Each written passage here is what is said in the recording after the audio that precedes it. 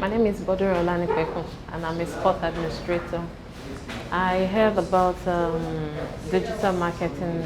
I think the first place I saw it was on Instagram, and it's a new year, so I was thinking of adding additional skills to what I have because I'm beginning to look at sport marketing. So I came in thinking it's one of the usual courses. You just come in, pick what you have to pick, but it became cumbersome along the line because I wasn't expecting them to load us with so much, beyond the digital marketing space. We're also being exposed to a lot of businesses we can do on social media and how we can scale on whatever we've been doing before now. I'm so glad I came.